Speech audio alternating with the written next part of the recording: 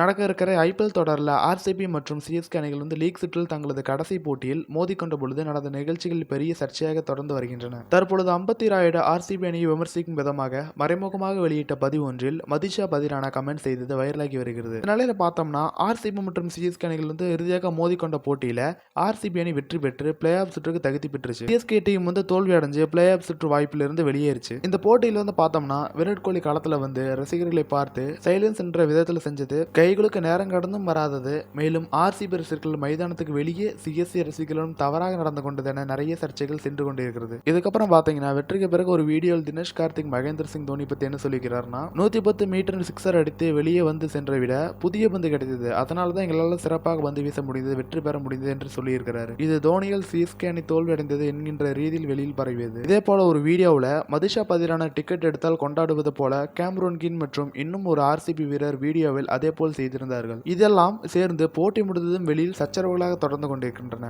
RCB team Rajasthan team கிட்ட தோற்க தற்பொழுது CSK தரப்பு அவர்களை திருப்பி அடித்து வருகிறது. இந்த நிலையில பாத்தீங்கன்னா அம்பத்தி ராயுடு ஆர்சிபி அணி குறித்து இந்த போட்டியின் போது இருந்த கடுமையான விமர்சனம் செய்து வருகிறார். இன்றும் கூட ஆக்ரோஷமாக கொண்டாடுவதும் சிஎஸ்கே அணியை வெல்வது மட்டுமே ஐபிஎல் கோப்பையை வெல்ல உதவாது என்று தாக்கி பேசியுள்ளார். இந்த நிலையில் கடந்த ஆண்டு ஐபிஎல் சாம்பியன் பட்டத்தை வென்று பேருந்தில் சிஎஸ்கே அணி திருப்பி வந்த பொழுது 5 முறை வென்றதை குறிக்கும் விதமாக சிஎஸ்கே வீரர்கள் ரவீந்திர ஜடேஜா, ரஹானே ருத்ராஜ் போன்றவர்கள் கொண்டாடினார்கள். இந்த நிலையில பார்த்தோம்னா இந்த வீடியோவை அம்பத்தி ராயுடு ஆர்சிபி அணியிடம் ஒரு கோப்பை கூட இல்லை என்பதை சுட்டிக்காட்ட மறைமுகமாக பகிர்ந்திருந்தார். இந்த நிலையில் இந்த பதிவில் அம்பத்தி ராயுடு பகிர்ந்த நோக்கத்தை உணர்ந்த பதிரானா வெளிப்படையாகவே சிரிக்கும் பொம்மையை கமெண்டில் பதிவு செய்திருக்கிறார். ஆர்சிபி அணியை நேரடியாகவே பதிரானா கலாய்த்திருக்கிறார். தற்போது இது சிஎஸ்கே ரசிகர்களால் அதிகம் பகிரப்பட்டு வருகிறது. மேலும் இது போன்ற செய்திகளை தொடர்ந்து பெற நமது சேனலை சப்ஸ்கிரைப் செய்யவும்.